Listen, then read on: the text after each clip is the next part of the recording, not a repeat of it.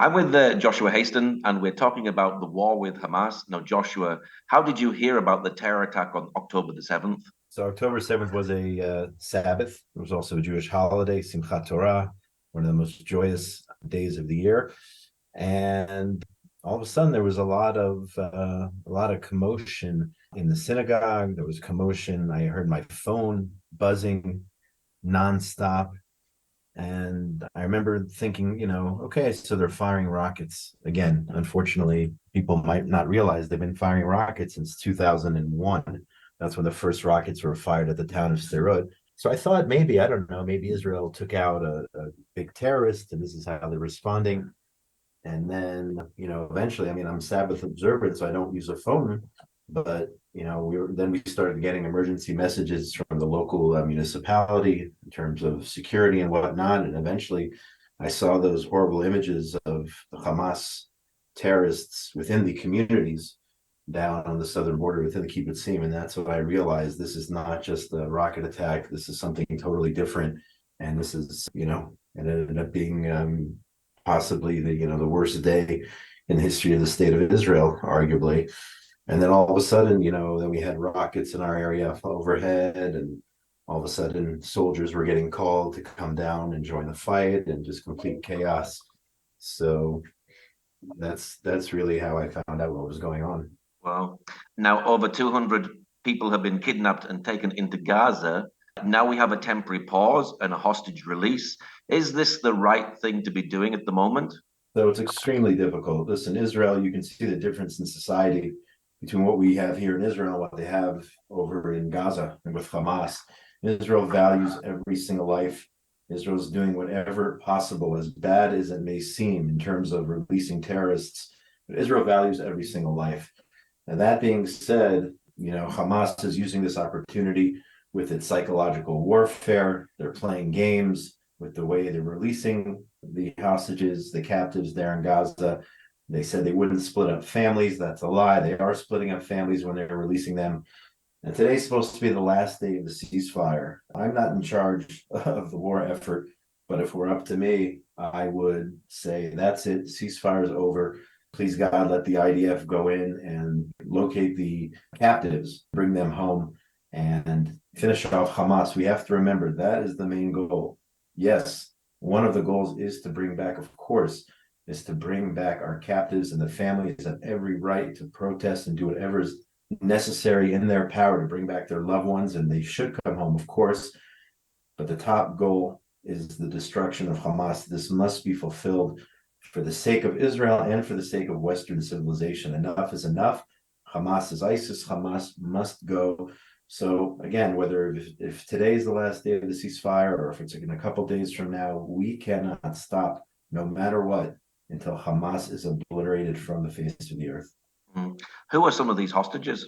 You're talking about Holocaust survivors, you're talking about women, you're talking about children, and you're talking about babies. I mean, I don't know any other time in history where literally babies, 9-month-old babies and year-old babies and 3-year-old toddlers have been kidnapped. And of course, it's all a ruse to claim this is a war of territory. Is absolutely false. This is a war of ideology. This is good versus evil. Hamas's goal is not to acquire territory. Hamas's goal is to wipe out the Jewish people.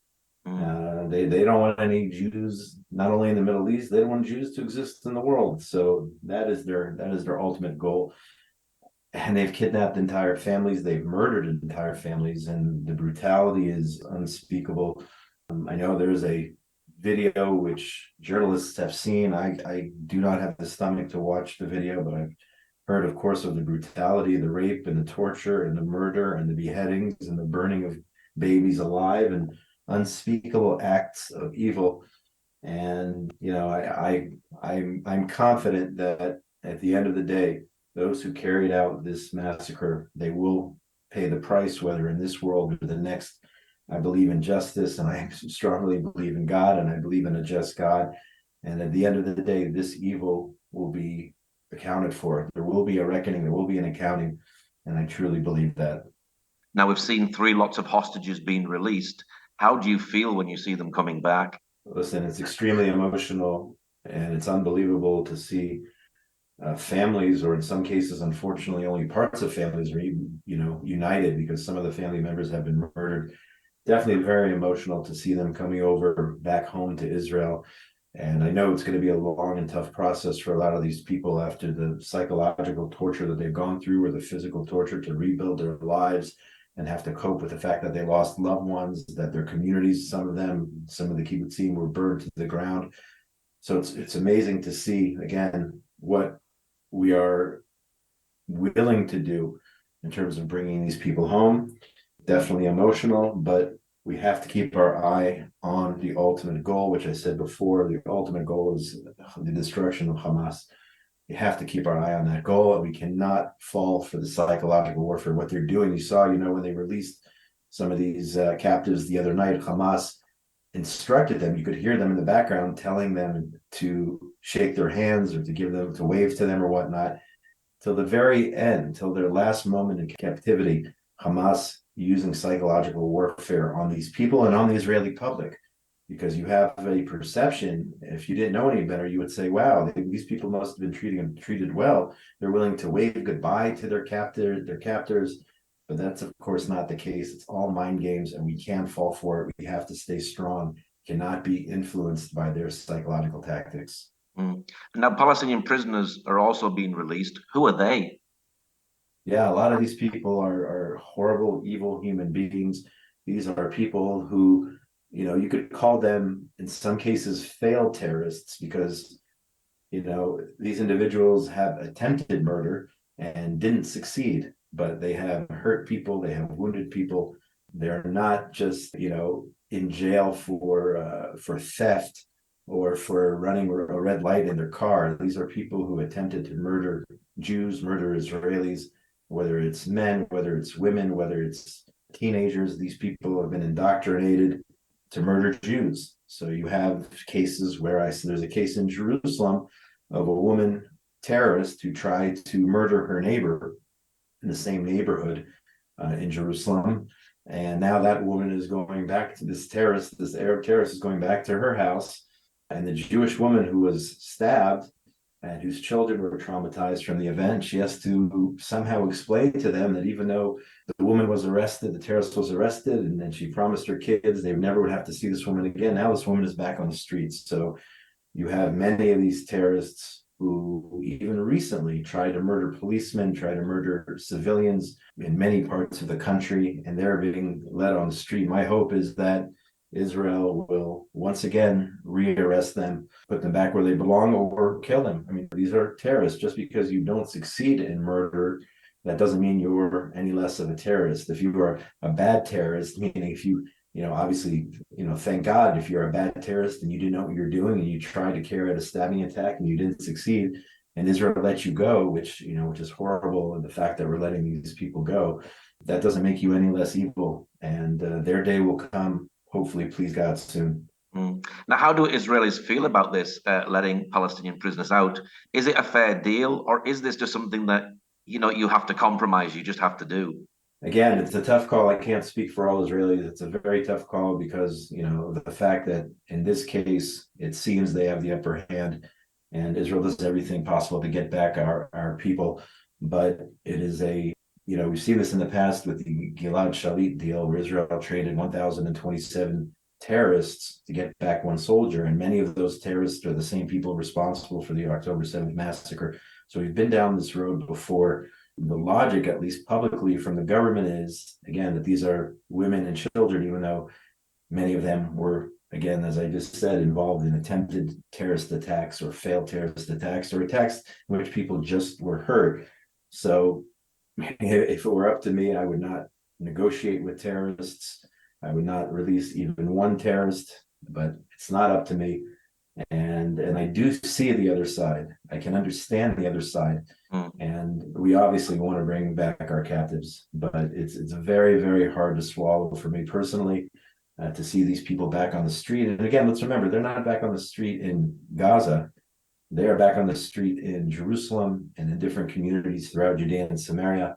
I don't know what stopgap measures are in place to make sure that, they don't go right back to terrorism. even though Israel says they'll be watching them or monitoring them closely. I don't know how that's possible. So unfortunately, a lot of bad people are back on the street. Now, will releasing Palestinian prisoners encourage more kidnappings?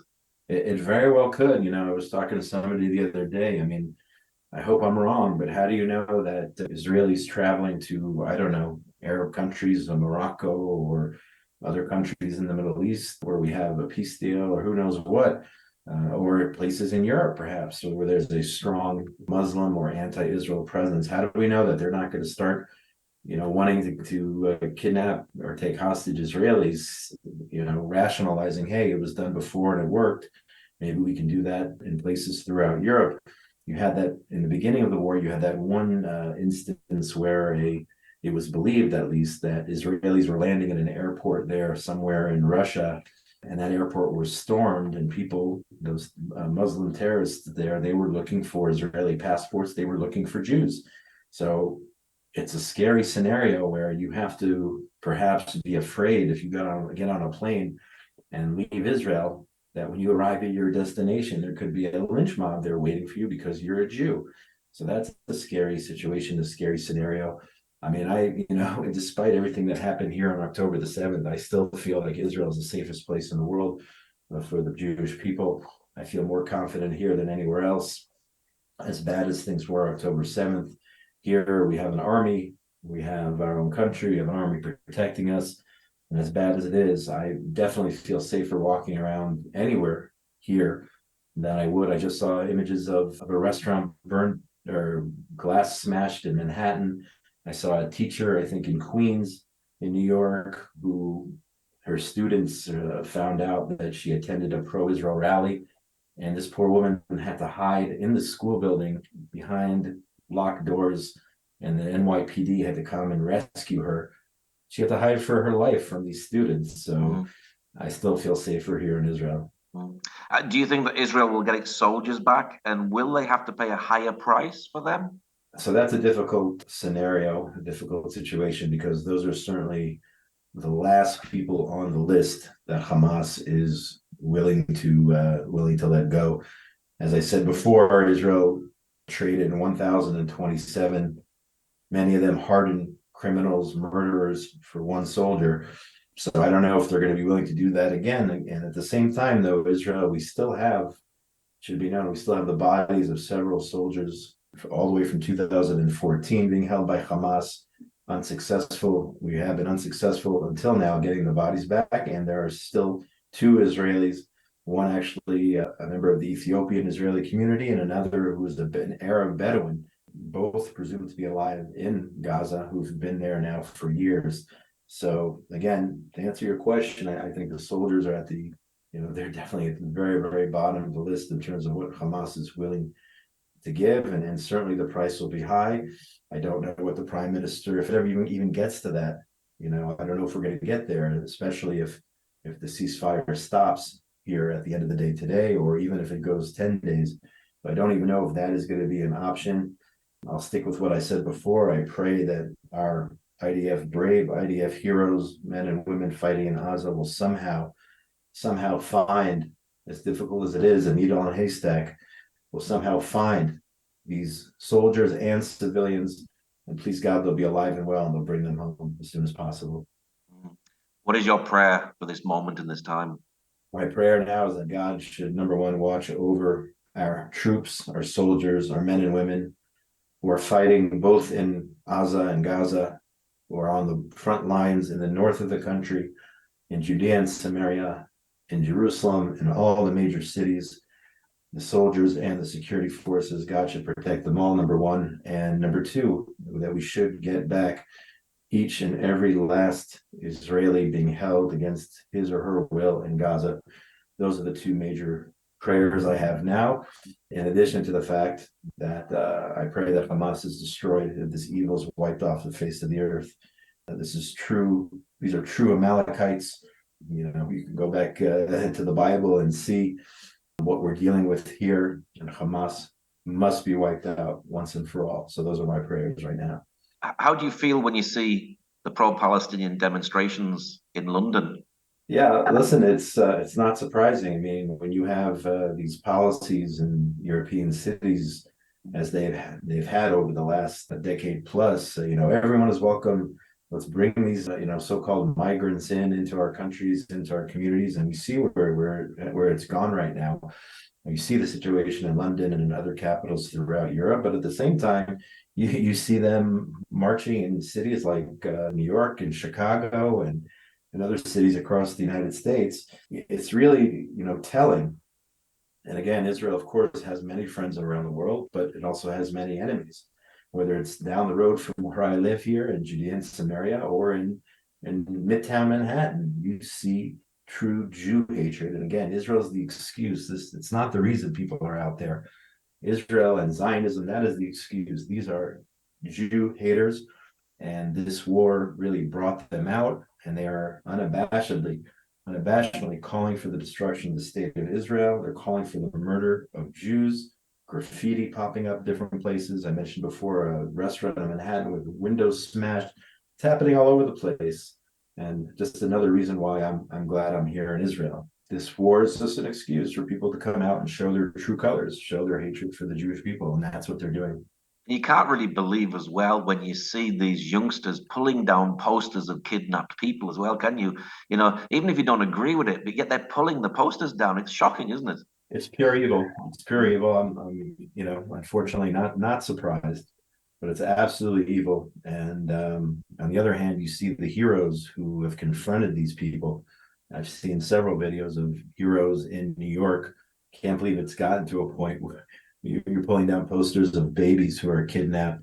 But the hate is real. The hate for the Jewish people is real, and it's just more out in the open now, more than before. And as I said, Israel is the excuse. It's not the reason. You haven't seen it out in the public, but again, using this war as the excuse to show their true colors, to the point where they're ripping down posters of people who were brutally taken from their homes, innocent civilians, and men, women, and little children and babies taken from their homes. That you have to be really a sick person if you're going to take down a poster of a kidnapped child, a kidnapped baby. You have to be really sick. Mm. Well, Joshua, thank you very much for sharing today. Thank you. I appreciate it. I appreciate your time. And let's all pray for the well-being of the state of Israel, the Jewish people. And I'm confident. I'm confident, even with all the ups and downs, I'm confident we are, at the end of the day, we're going to win this war and destroy Hamas once and for all. And there'll be a little bit less evil in the world. Please God. Amen. Thank you.